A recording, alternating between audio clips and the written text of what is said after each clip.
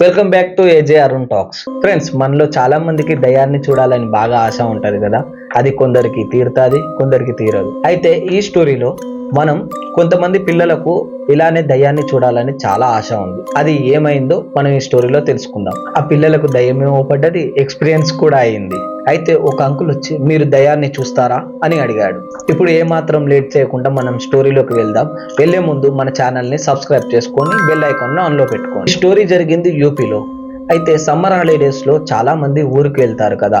అయితే వీరు కూడా వాళ్ళ ఒక ఫ్యామిలీతోని ఊరికి వెళ్ళారు. వాళ్ళ కజిన్స్ వాళ్ళందరూ అక్కడ ఉంటారు. వాళ్ళ అమ్మమ్మ వాళ్ళ ఊరికి వెళ్ళారు. అయితే వీళ్ళది చాలా పెద్ద జాయింట్ ఫ్యామిలీ. వాళ్ళ బాబాయ్ పిల్లలు, పెద్దనాన్న పిల్లలు, కజిన్స్ చాలా మంది ఉంటారు. మనం కూడా మన అమ్మమ్మ వాళ్ళ ఇంటికి వెళ్ళినప్పుడు మన ఏజ్ వాళ్ళు అంటే ఆ పిల్లల ఏజ్ వాళ్ళు చాలా మంది ఉంటారు కదా. వీళ్ళు 2-3 సంవత్సరాల తర్వాత ఊరికి వెళ్ళారు. ఈ పిల్లల యొక్క కజిన్స్ ఏజ్ కూడా ఒకళ్ళు 10th క్లాస్, ఒకళ్ళు 9th క్లాస్, ఒకళ్ళు 8th క్లాస్. టోటల్ గా అంటే ఏజ్ కొంచెం 1 ఇయర్ అటు ఇటుగా అదే ఏజ్ లో ఉండే వాళ్ళంతా పిల్లలు. వాళ్ళది చాలా పెద్ద ఇల్లు. ఇంట్లో పని మనుషులు వాళ్ళంతా ఉన్నారు.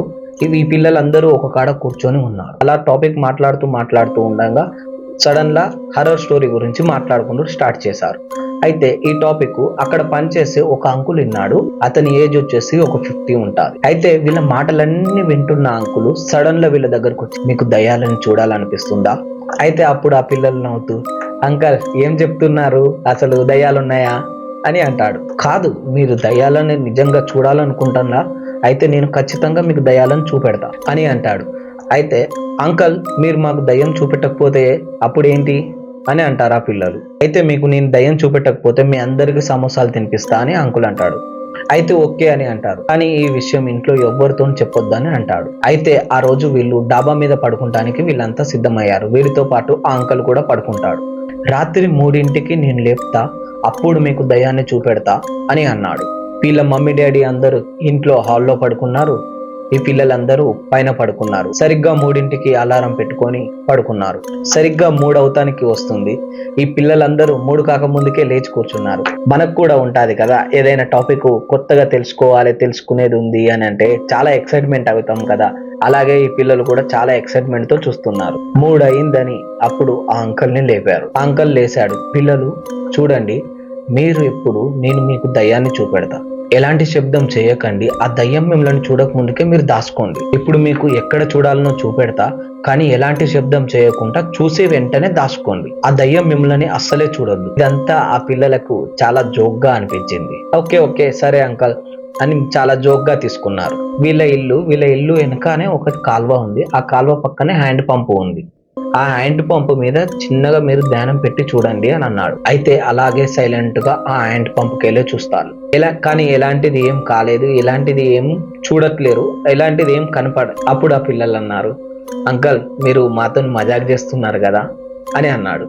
కాదు, ఆగండి, సైలెంట్ గా చూడండి అటే అని అన్నాడు. ఒక 2 నిమిషాల తర్వాత అక్కడికి ఒక ముసలామె వచ్చి అక్కడ బోర్ పంపు దగ్గర కుండ పెట్టి వాటర్ నింపుతూ ఉంది. అసలు నిజం చెప్పనా, కొన్ని సంవత్సరాల నుంచి ఆ హ్యాండ్ పంపు పని చేయటమే లేదు.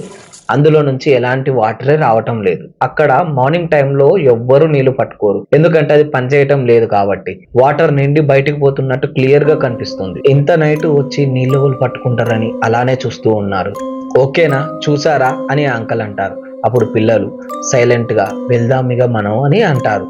అందులో నుంచి ఒక చిన్న పిల్లగాడు మమ్మీ మమ్మీ మమ్మీ అంటూ అరుస్తాడు. అప్పుడు ఆ పిల్లగాడు వారిపోయిన ఆ దయ్యం ఒక్కసారిగా వీళ్ళకెళ్ళి చూస్తుంది. వీళ్ళకెళ్ళి చూడంగానే వీళ్ళందరూ ఒక్కటేసారి సడన్ గా దాచుకుంటారు. కానీ వీళ్ళలో ఒక్కరు దాచుకునే లోపటనే ఆ దయ్యం వారిని చూస్తుంది. ఆమె పేరు నేహ. ఆ పిల్లగాడి అరిపోయిన పేరెంట్స్ అందరూ ఒక్కసారిగా పైకొచ్చి ఏమైంది అని అడుగుతారు. సడన్ గా ఆ పిల్లగాడు భయపడి వెంటనే స్లో కోల్పోతాడు.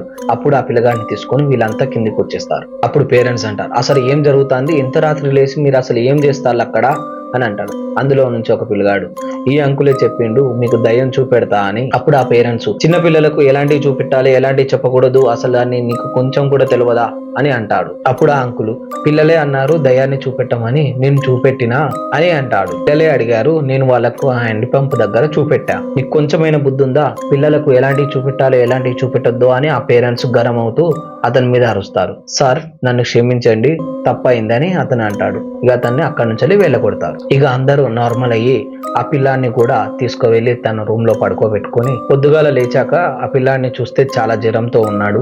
అతని వెంటనే దవాఖానకు తీసుకువెళ్ళి ఇలా ఒక రోజు జరిగిపోయింది. ఆ పిల్లాడికి కూడా జ్వరం నార్మల్ అయిపోయింది, తక్కువ. అందరి ఫోకస్ కానీ ఆ పిల్లాడి మీదనే ఉంది. కానీ వీళ్ళ డౌట్ మొత్తం రాంగ్. ఆ రోజు ఎవరైతే లేట్ అయ్యారో ఆమెనే నేహ.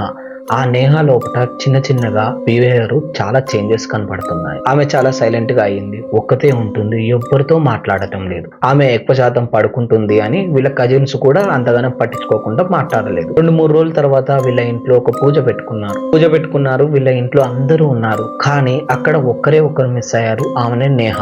అప్పుడు పేరెంట్స్ అంటారు, నేహ ఒక్కతేది, నేహాన్ని తీసుకొని రాపండి అని అంటాడు.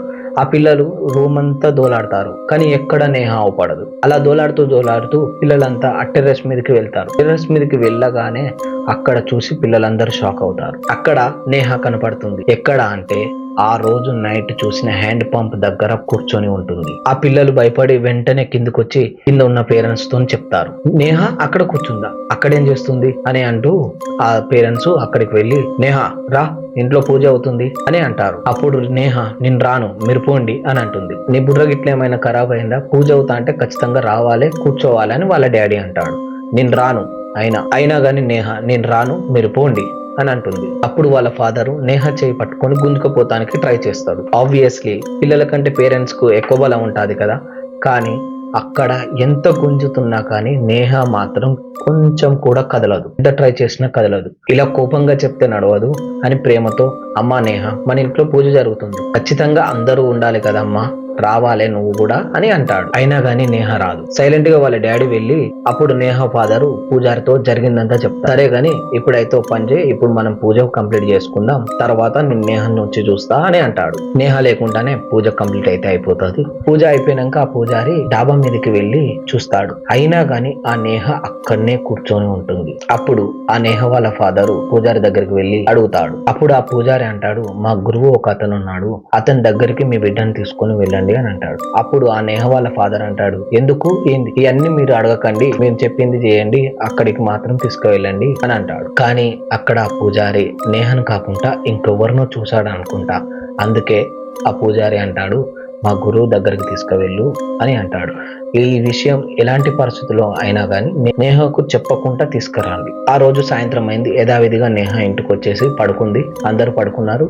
మార్నింగ్ లేవగానే నేహతో అన్నారు, మనం అలా బయటకు వెళ్దాం అని అన్నాడు. వీళ్ళు ఆ పూజారి దగ్గరికి వెళ్ళారు. పూజారి దగ్గరికి వెళ్ళగానే నేహకు డౌట్ వచ్చింది. కానీ అయినా గానీ వీళ్ళ పేరెంట్స్ అలానే చేయబట్టుకొని గుంజుకొని వెళ్ళారు. వీళ్ళు ఫస్ట్ ఫోన్ లో మాట్లాడుకున్నారు కావచ్చు. అక్కడ పూజకు కావాల్సిన సామాన్లన్నీ తెచ్చిపెట్టుకున్నారు. అక్కడ ఆ పూజారి వాళ్ళ వైఫ్ ఉంది. ఆమె అందరికి ఒక్కొక్కరికి ప్రసాదం ఇస్తూ వస్తుంది. అప్పుడు ఆమె నేహ దగ్గరికి వచ్చి, ప్రసాదం తీసుకో అమ్మా అని అంటే, నేను తీసుకోను, వద్దు అని అన్నది. డాడీ, నాకు ఇక్కడ ఉండబుద్ధి కావట్లే, నాకు ఇక్కడ అస్సలే మంచిగా అనిపించట్లేదు వాళ్ళ డాడీతో చెప్తుంది.